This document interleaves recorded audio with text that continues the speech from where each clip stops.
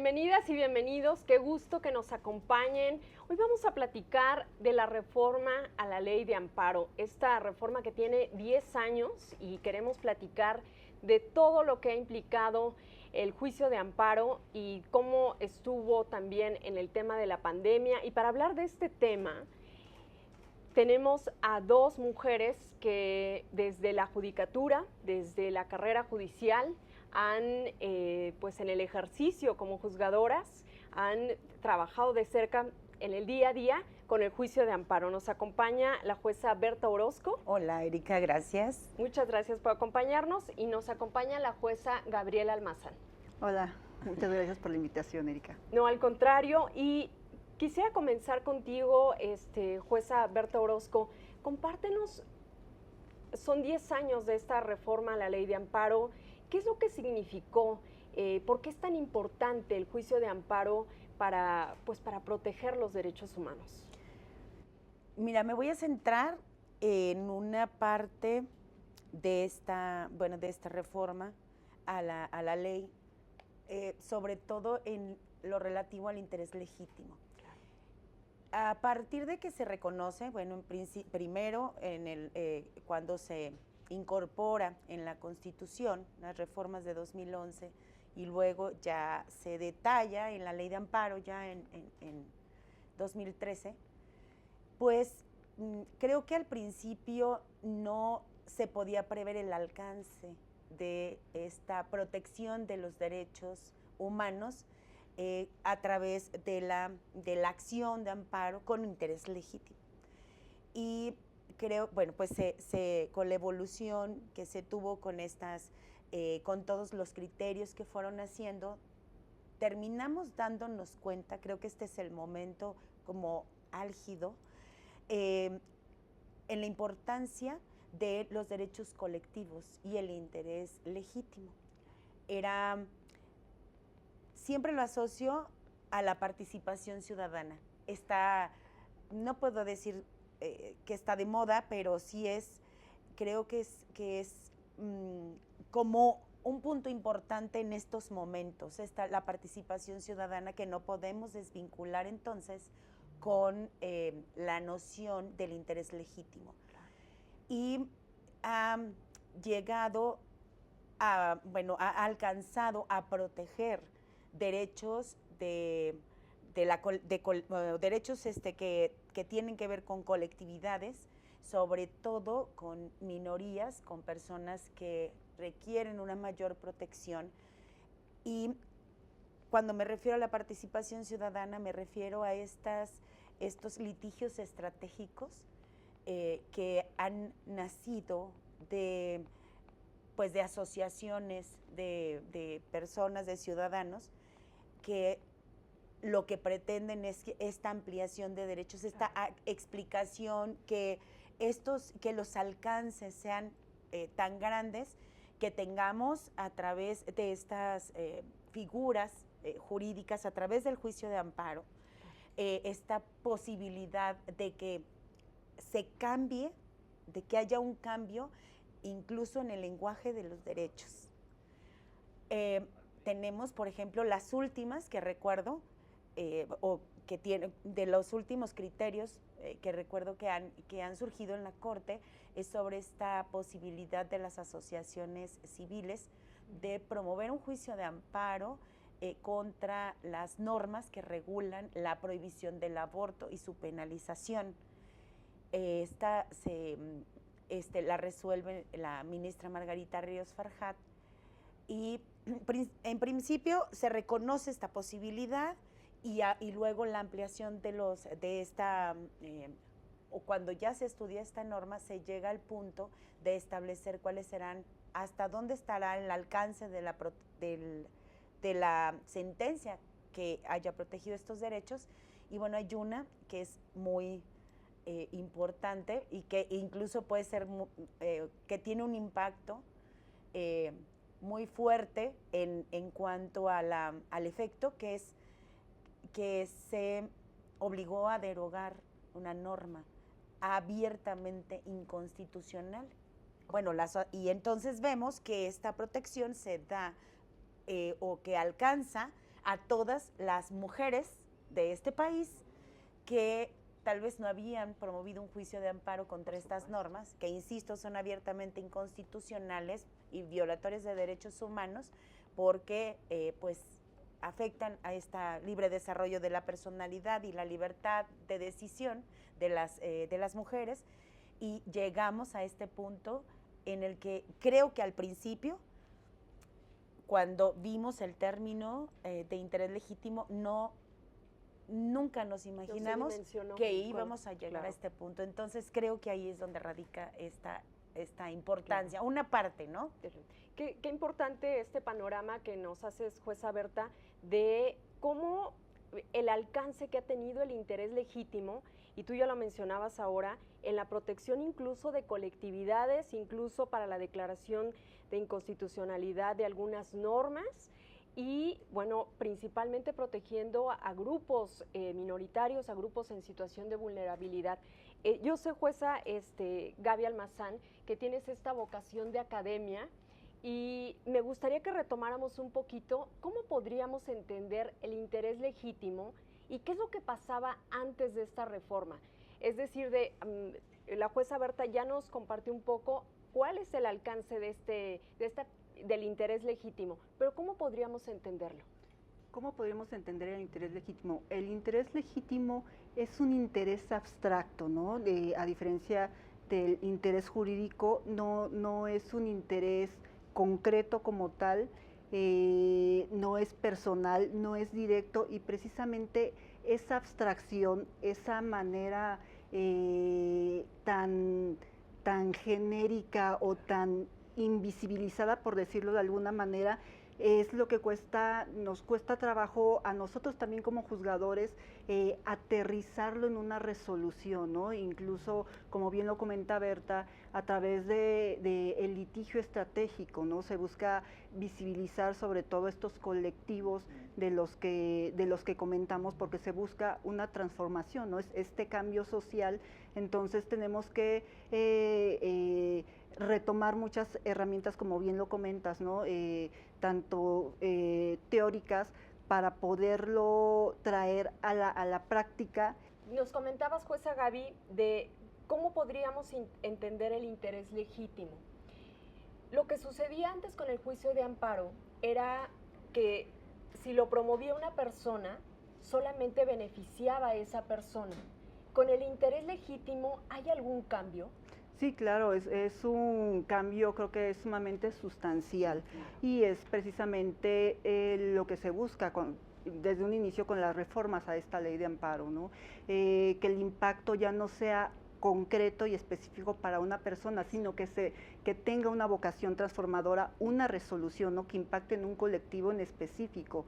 Entonces, precisamente esta herramienta que tenemos en la ley de amparo a través del interés legítimo, lo que se busca es pues esa vocación transformadora, pero yo quiero ir un poquito más allá, no únicamente quedarnos en el interés legítimo y en la resolución del juicio de amparo, sino incluso en la cumplimentación de una sentencia concesoria del amparo, que creo es donde tenemos un verdadero reto como juzgadores, ¿no? Cómo ya se cumplimenta. Creo que el estructurar desde que un juicio de amparo se sustancia, y sobre todo vemos que tiene busca tener este impacto para una colectividad, tenemos que irlo sustanciarlo de tal manera que en determinado momento las pruebas puedan alcanzar a ese interés que se busca, ¿no? Y la sentencia también esté solidificada en argumentos, que en su momento también buscar la forma de, al momento en que se concede el amparo, se pueda ejecutar, que creo que ahí es donde de verdad está el reto, ¿no? Por ejemplo, tenemos el caso de la laguna del Carpintero, que finalmente ha sido una sentencia paradigmática en materia del medio ambiente, pero finalmente hasta la fecha no se ha podido cumplimentar. Entonces, creo que tenemos que ser como juzgadores sí muy proactivos, muy creativos, propositivos, y buscar una reparación integral del daño a través de nuestras sentencias, como su nombre lo dice, ¿no? De manera completa, no buscando precisamente lograr este cambio social, ¿no? Con esa, buscar que nuestras sentencias tengan esa vocación transformadora. Qué importante, jueza Gaby, lo que menciona respecto a este papel proactivo que tienen que asumir las personas juzgadoras, porque finalmente, tú también lo dices, no se trata de que solo se dicten sentencias por dictarlas, sino que se puedan cumplir, y en esa parte me gustaría que lo ligáramos a la labor que actualmente realizas, jueza Berta, porque tú eres jueza de ejecución de sentencias, y ahí te diría, ¿cuál es el principal reto que les toca a ustedes a la hora de la ejecución de sentencias? Primero creo que es el entendimiento de la ejecución penal, que, bueno, lo hemos visto, ni siquiera se contempla como una parte del proceso penal, y eso ya viene a complicar.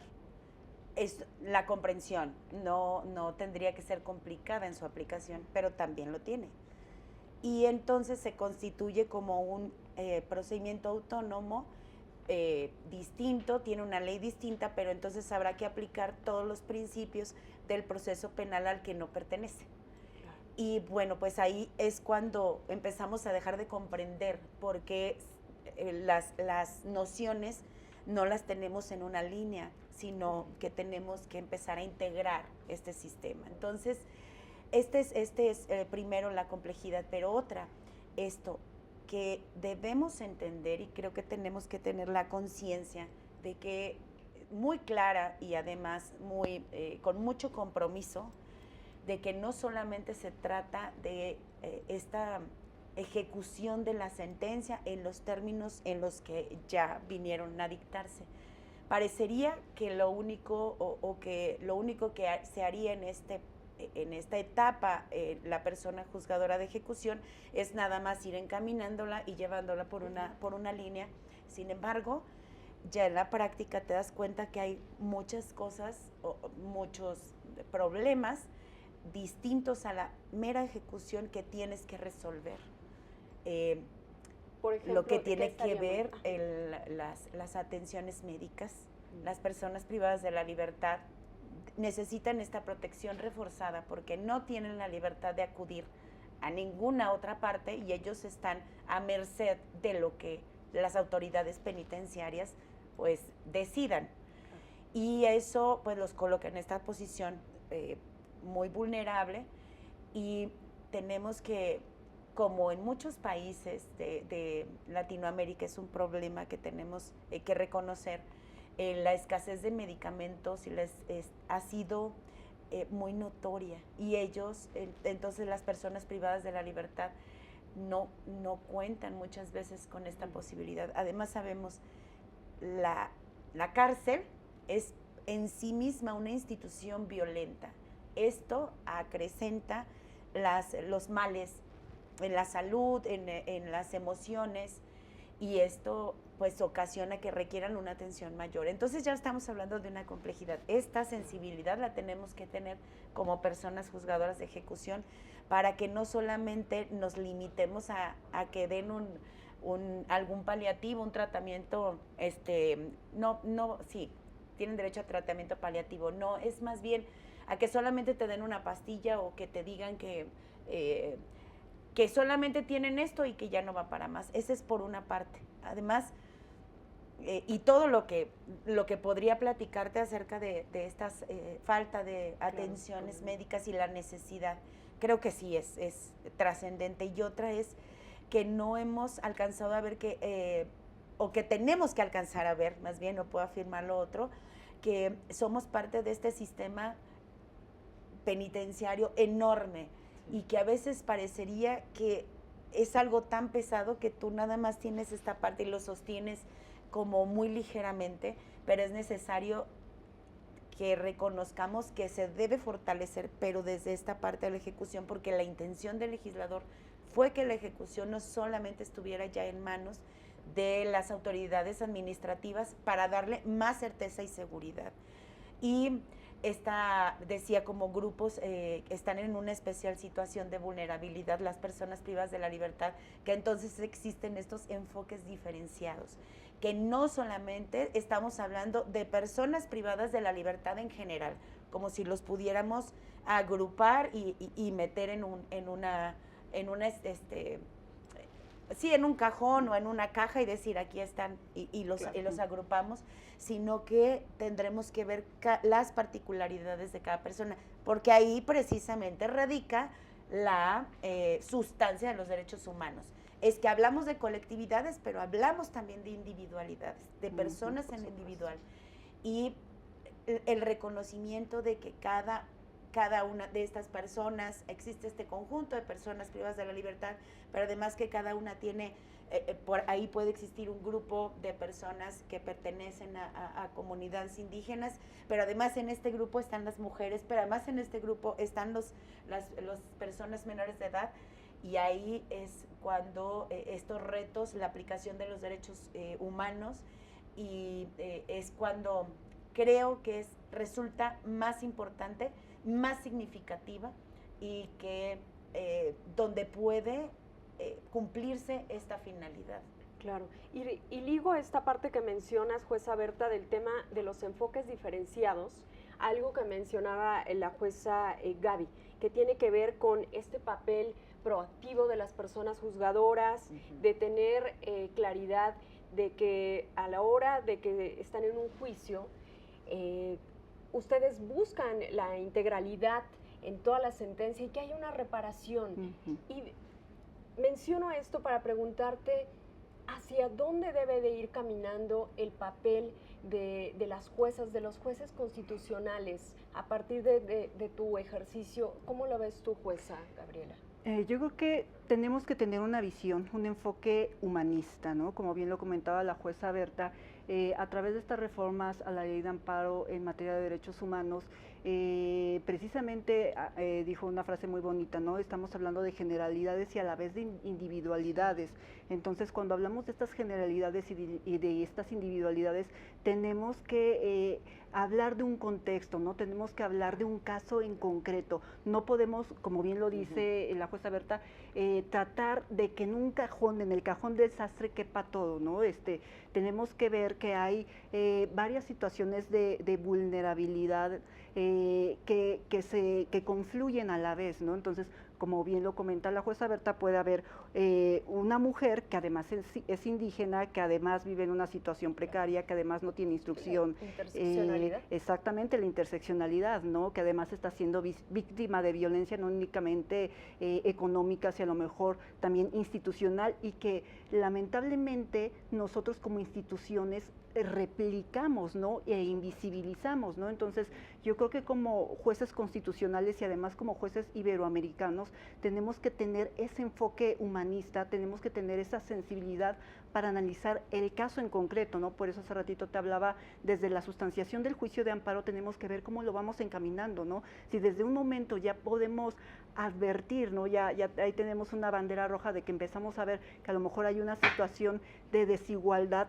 ¿cómo podemos romper esa brecha de desigualdad desde el propio procedimiento, ¿no? Tratándose de menores, ¿no? O sea, lograr este procedimiento adaptado precisamente para que el juicio sea más breve, tomando en consideración su estado de vulnerabilidad, ¿no? Lo mismo con mujeres, con todos los grupos vulnerables en general, ¿no? Y más cuando confluyen estas interseccionalidades, como bien lo has referido. Sí, por supuesto, y qué importante esto que mencionas de los contextos para cada caso concreto.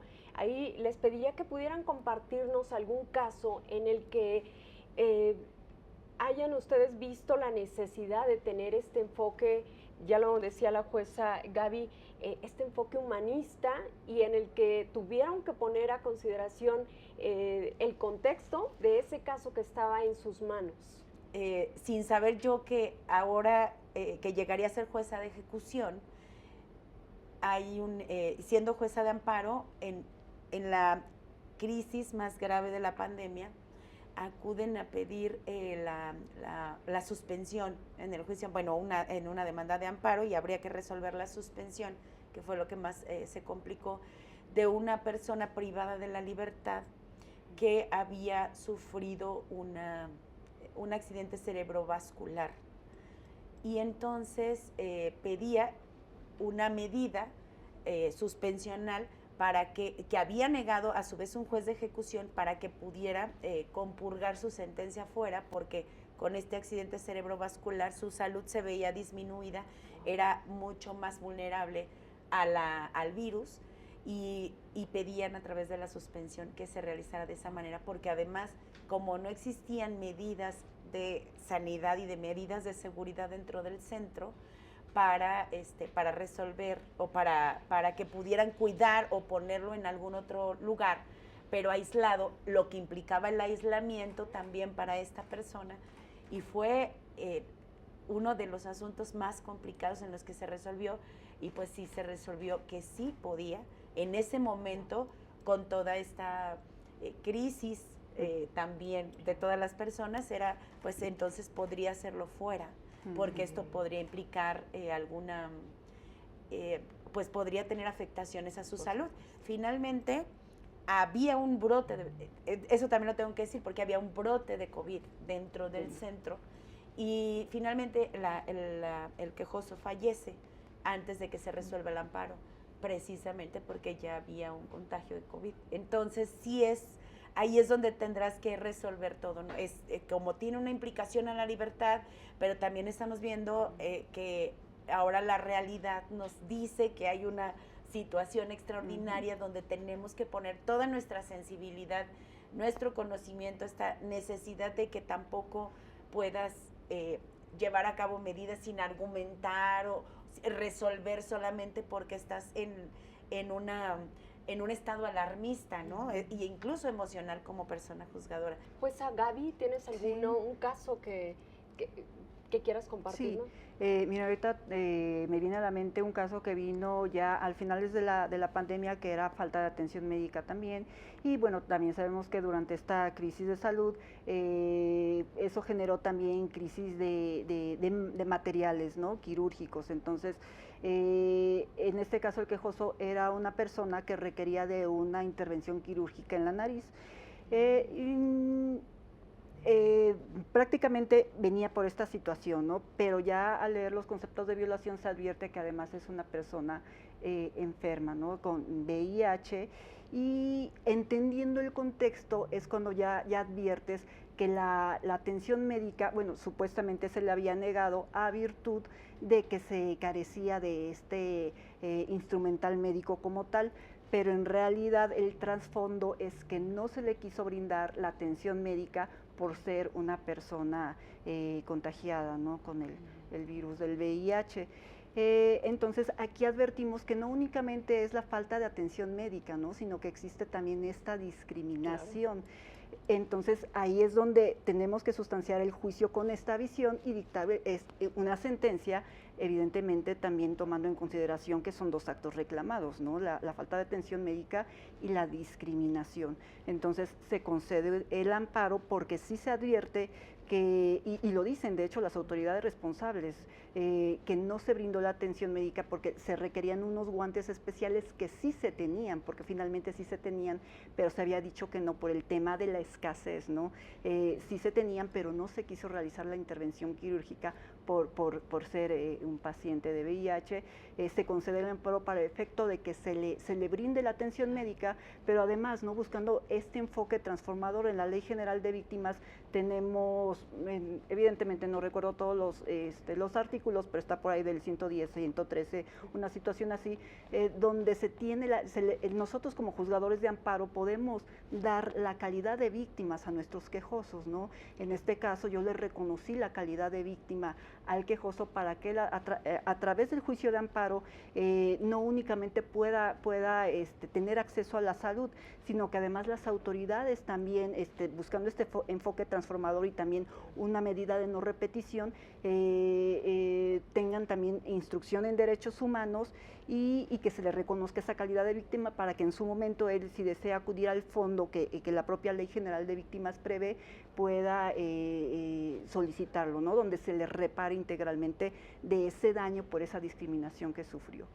De verdad que revelador estos casos que nos comparten, porque hablan justo eso, de que las personas juzgadoras son esta última línea de defensa de los derechos de las personas, de la sociedad, y también de este pues enfoque transformador que ustedes han planteado a través del juicio de amparo.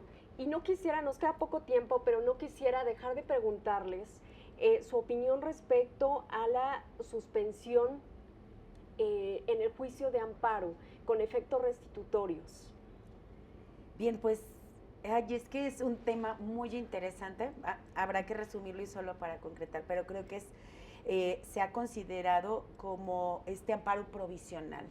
Es tan importante como la propia figura del amparo. Entonces no podríamos decir cuál de estas dos figuras tendrá más importancia, es lo mismo. Y además no es que solo sea exclusiva esta medida del juicio de amparo, se ha reconocido en todos los procedimientos la necesidad de la instauración de las medidas cautelares como una manifestación de la impartición de justicia pronta, expedita y clara y completa. Creo que es una de las instituciones más trascendentes, más que tienen más sustancia dentro del juicio de amparo, pero además de las más, voy a hablar, parecerá cursi el término, pero es de las más bellas del juicio de amparo, y eso es algo que tenemos que ver, y lo tenemos que ver con esos ojos y con esta necesidad. Tiene que perfeccionarse esta figura y tiene que tomarse muy en serio. Muy importante esto que planteas, jueza Berta, que la relevancia de la suspensión, y de nada sirve tener solamente una sentencia si no, pues no se cuida también esta medida cautelar. Jueza Gaby. Sí, coincido plenamente con la jueza Berta. La figura de la suspensión del acto reclamado le da ese efecto útil al derecho, ¿no? De lo contrario, pues el juicio de amparo sería un juicio ilusorio, no tendría los fines que se buscan, ¿no? En cuanto a tu pregunta de los efectos restitutivos, yo creo que tenemos que ser muy cuidadosos nosotros como juzgadores de amparo y analizar esta apariencia del buen derecho para efectos de darle el efecto restitutorio al juicio de amparo, porque muchas veces los justiciables en realidad a lo mejor de manera inconsciente lo que están buscando es que la suspensión del juicio de amparo sea constitutiva de derechos, ¿no? Que evidentemente no puede ser así. Y también en la suspensión se puede conceder la suspensión provisional y definitiva, pero sí también a lo mejor buscando tener ciertos candados para efectos de no dejarla tan abierta, ¿no? Yo creo que como juzgadores tenemos que ser muy prudentes y muy cuidadosos con el tema de la suspensión con efectos restitutorios. Sin duda. Pues yo les agradezco enormemente, jueza Berta Orozco, jueza Gabriela Almazán, por esta charla que nos ha permitido reflexionar sobre el juicio de amparo, sobre sus alcances y sobre cómo está operando en el sistema de ejecución penal. Muchas gracias, jueza Gabriela Almazán, muchas gracias por jueza Berta Orozco. Muchas gracias a ti. Y a usted muchas gracias por su amable atención. Hasta la próxima.